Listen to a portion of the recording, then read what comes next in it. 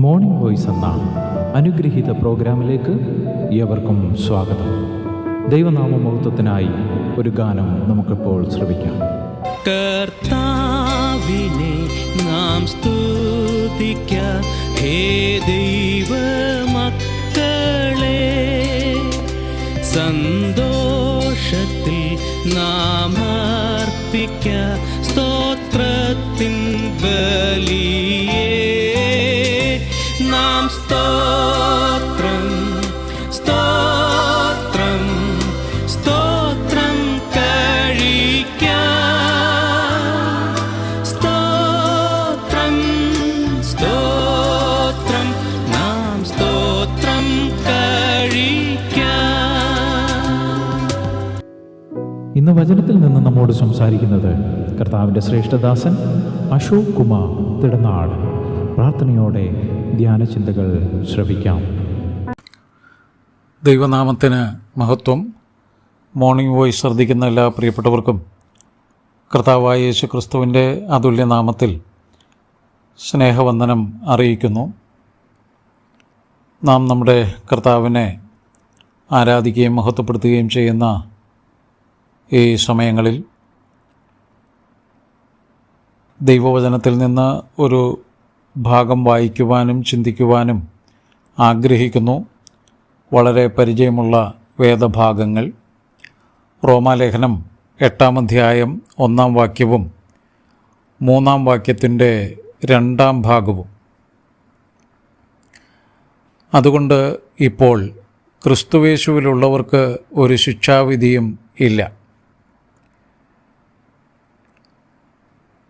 പാപത്തിന് ജഡത്തിൽ ശിക്ഷ വിധിച്ചു. അപ്പോസ്തലനായ പൗലോസ് മുഖാന്തരം സ്വർഗത്തിലെ ദൈവത്തിൻ്റെ സ്ഥിര നിർണയങ്ങളും പദ്ധതികളും ദൈവജനത്തോടുള്ള ദൈവിക ഇടപെടലുകളും തൻ്റെ ജനത്തിനു വേണ്ടി ദൈവം പ്രവർത്തിച്ച കാര്യങ്ങളും ദൈവത്തിൻ്റെ അനുഗ്രഹങ്ങൾ വിവിധ നിലകളിൽ ദൈവജനത്തിൻ്റെ മേൽ വരുന്നതിനെക്കുറിച്ചും ഒക്കെ രേഖപ്പെടുത്തുന്ന ലേഖനത്തിൽ എക്കാലത്തുമുള്ള ദൈവജനത്തിന് ആശ്വാസവും ധൈര്യവും ദൈവസന്നിധിയിൽ വലിയ സന്തോഷത്തിന് കാരണവുമായി തീർന്നിട്ടുള്ളതും തീരുന്നതുമായ വാക്യമാണ് 8-ാം അധ്യായം 1-ാം വാക്യം. അതുകൊണ്ടിപ്പോൾ ക്രിസ്തുവേശുവിലുള്ളവർക്ക് ഒരു ശിക്ഷാവിധിയും ഇല്ല. പാപിയായ മനുഷ്യന് ആദാമ്യ കുലത്തിൽ ജനിച്ചു ജീവിക്കുന്ന ഏതൊരു വ്യക്തിക്കും പാപസ്വഭാവവും തന്നിമിത്തമുള്ള പാപപ്രവൃത്തികളും പാപപ്രവൃത്തി ഇഷ്ടപ്പെടാത്ത ദൈവത്തിൻ്റെ ന്യായവിധിയും മനുഷ്യരുടെ മുമ്പാകെ ഉണ്ട്. വിവിധ നിലകളിൽ ജീവിച്ച് ഈ ലോകത്തുനിന്ന് കടന്നുപോയി ഒരിക്കൽ മരണവും പിന്നെ ന്യായവിധിയും ഏറ്റുവാങ്ങി തീയും ഗന്ധകവും കത്തുന്ന തീപ്പൊയ്കയായ നിത്യ ദണ്ഡന സ്ഥലത്തേക്ക്, നിത്യനരകത്തിലേക്ക് പോകേണ്ട മനുഷ്യൻ ഒരു വിധത്തിലും രക്ഷയ്ക്ക് സാധ്യതയില്ലാതെ ജീവിച്ചു കൊണ്ടിരുന്ന മനുഷ്യൻ, ആ മനുഷ്യരെ സ്വർഗത്തിലെ ദൈവം സ്നേഹിച്ചിട്ട് തൻ്റെ പുത്രനെ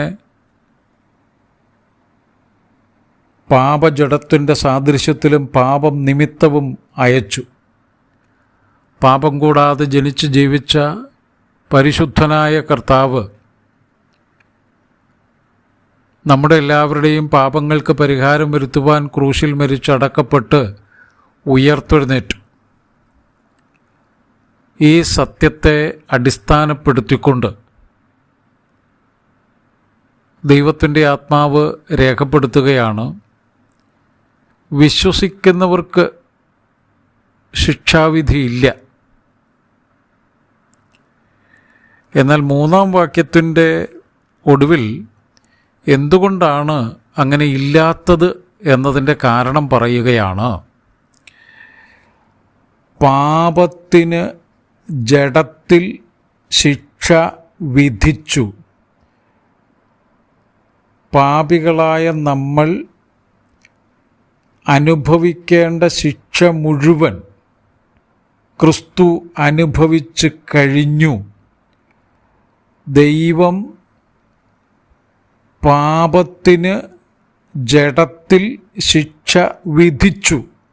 ആ ശിക്ഷാവിധി മുഴുവൻ കർത്താവ് ഏറ്റെടുത്ത് ക്രൂശിൽ മരിച്ച് അടക്കപ്പെട്ട് ഉയർത്തെഴുന്നേറ്റു. അതുകൊണ്ട് ഇപ്പോൾ ക്രിസ്തുവേശുവിലുള്ളവർക്ക് ഒരു ശിക്ഷാവിധിയും ഇല്ല. അത്ഭുതമാണ് ഈ വാക്യം, അത്ഭുതകരമാണ്. സ്നേഹത്തിൻ്റെ പ്രകടനമാണ്, ദൈവകരുണയുടെ പ്രത്യക്ഷതയാണ്. ദൈവത്തിൻ്റെ ദയ, മനസ്സലിവ് ഇവ നമ്മുടെ മുമ്പാകെ പ്രകടമായ അനുഗ്രഹീതമായ നിമിഷങ്ങളാണ് ഇത്. നമ്മുടെ കർത്താവിൻ്റെ മരണം, ആ മരണത്തെ സംബന്ധിച്ച് വെളിപ്പെടുത്തിയിട്ട് പറയുകയാണ്, പാപത്തിന് ഒരു ശിക്ഷയുണ്ട്. ആ ശിക്ഷ ക്രിസ്തു അനുഭവിച്ചു. അതുകൊണ്ട് വിശ്വസിച്ചവർക്ക് ഇനി ശിക്ഷാവിധി ഇല്ല. ഉദാഹരണമായി നമ്മുടെ കർത്താവ് പീലാത്തോസിൻ്റെ മുമ്പിൽ നിൽക്കുന്ന കാര്യം ചിന്തിച്ചാൽ, പീലാത്തോസിൻ്റെ മുമ്പിൽ നിൽക്കുന്ന ക്രിസ്തുവിൽ പാപമില്ല. പക്ഷേ നമ്മുടെ പാപം ക്രിസ്തു ഏറ്റെടുത്തു. അങ്ങനെ ഏറ്റെടുത്തപ്പോൾ ശിക്ഷ വിധിക്കപ്പെട്ടു, ക്രൂശിക്കണമെന്നുള്ള വിധി. സ്വർഗത്തിലെ ദൈവം നമ്മളെ തൻ്റെ മുമ്പിൽ നിർത്തിയിട്ട് നമ്മുടെ ജീവിതം മുഴുവൻ ശ്രദ്ധിച്ച് നോക്കിയിട്ട് സ്വർഗത്തിലെ ദൈവം കണ്ടത് നമ്മുടെ പാപപ്രവർത്തികളും പാപസ്വഭാവങ്ങളും മുഴുവനുമാണ്. അതെല്ലാം ഒരു കുറ്റവും കുറവും ഇല്ലാത്ത പരിശുദ്ധനായ കർത്താവിൻ്റെ മേൽ നമ്മുടെ എല്ലാവരുടെയും പാപങ്ങളെ ചുമത്തി. നമ്മൾ പാപത്തിൻ്റെ ശിക്ഷയായി അനുഭവിക്കേണ്ടത് മുഴുവൻ കർത്താവ് അനുഭവിച്ചു. ഇനി സ്വർഗത്തിലെ ദൈവം നമ്മെ നോക്കുമ്പോൾ നമ്മെ ശിക്ഷാവിധിയിലേക്ക് വിടുവാൻ സാധ്യമായ പാപങ്ങൾ നമ്മിലില്ല. കാരണം അത് മുഴുവൻ എടുത്ത് പുത്രൻ്റെ മേൽ ചുമത്തി, പുത്രൻ്റെ മേൽ ശരീരത്തിൽ പാപത്തിന് ജഡത്തിൽ ശിക്ഷ വിധിച്ചു. നമ്മുടെ പാപശിക്ഷ മുഴുവൻ കർത്താവ് അനുഭവിച്ചു. കർത്താവിൻ്റെ നീതിയും പരിശുദ്ധിയും വിശുദ്ധമായ ജീവിത അനുഭവങ്ങളും നമുക്കറിയാം. കർത്താവിൻ്റെ വിശുദ്ധി നമ്മിലേക്ക് പകരപ്പെട്ടു, നമ്മിലേക്ക് തന്നു. സ്വർഗത്തിലെ ദൈവം നമ്മെ നോക്കിയിട്ട് പറയുക, ഇനി നമുക്ക് ശിക്ഷാവിധിയില്ല. ഒരിക്കൽ നമ്മുടെ ശിക്ഷാവിധി മുഴുവൻ നമ്മുടെ കർത്താവ് അനുഭവിച്ചു. അതുകൊണ്ട് നമ്മെ സ്വതന്ത്രരാക്കി വിട്ടിരിക്കുന്നു. ഇനി നമ്മൾ നരകശിക്ഷയിലേക്ക് പോകേണ്ട. ശിക്ഷാവിധി അനുഭവിച്ച് മരിച്ചടക്കപ്പെട്ട് ഉയർത്തെഴുന്നേറ്റ കർത്താവിൻ്റെ അടുക്കലേക്ക് പോകേണ്ടവരാണ് നാം. ഒരിക്കൽ കർത്താവ് നമ്മെ തൻ്റെ അടുക്കലേക്ക് ചേർക്കും. എന്നാൽ അതിനു മുമ്പ് നമുക്ക് നമ്മുടെ കർത്താവിനോട് പറയാം, എൻ്റെ കർത്താവേ, ഞാൻ ചിന്തിച്ച, ഞാൻ സംസാരിച്ച, ഞാൻ പ്രവർത്തിച്ച എല്ലാ പാപങ്ങളും അങ്ങ് ഏറ്റെടുത്ത് ഞാൻ അനുഭവിക്കേണ്ട ശിക്ഷ മുഴുവൻ അവിടുന്ന് അനുഭവിച്ചു, മരിച്ചടക്കപ്പെട്ട് ഉയർത്തെഴുന്നേറ്റു. അതുകൊണ്ട് എന്നെ വെറുതെ വിട്ടു. എനിക്കിനി ശിക്ഷാവിധിയില്ല. കർത്താവേ സ്തോത്രം, എനിക്ക് തന്ന വലിയ മാറ്റത്തിന് നന്ദി എന്ന് പറഞ്ഞ് കർത്താവിനെ മഹത്വപ്പെടുത്താം, സ്തുതിക്കാം. ഈ വിധത്തിൽ പിതാവ് നമ്മെ സ്നേഹിച്ചതുകൊണ്ട്, കർത്താവ് നമ്മെ സ്നേഹിച്ച് ജീവനെ തന്നതുകൊണ്ട്, ഈ സത്യങ്ങൾ തിരിച്ചറിയുവാനുള്ള ദൈവകൃപ നമുക്ക് തന്നതുകൊണ്ട് കർത്താവിൻ്റെ മുമ്പാകെ നന്ദി പറയാം. ഈ വലിയ രക്ഷയെ ഓർത്ത് ധ്യാനിച്ച് നന്ദി അർപ്പിക്കാം. അതുകൊണ്ട് ഇപ്പോൾ ക്രിസ്തുവേശുവിലുള്ളവർക്ക് ഒരു ശിക്ഷാവിധിയും ഇല്ല. ദൈവനാമത്തിന് മഹത്വം. ഇതുവരെ ഞങ്ങളെ ശ്രദ്ധിച്ച എല്ലാവർക്കും വീണ്ടും വരുന്ന കർത്താവിൻ്റെ വിശുദ്ധമായ യേശു ക്രിസ്തുവിൻ്റെ നാമത്തിൽ ഞങ്ങളുടെ സ്നേഹവന്ദനം അറിയിക്കുന്നു. കർത്താവ് നമ്മളെല്ലാവരെയും അനുഗ്രഹിക്കുമാറാകട്ടെ. ആമേൻ.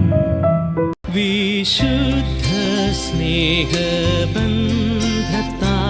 ഒരേ ശരീരം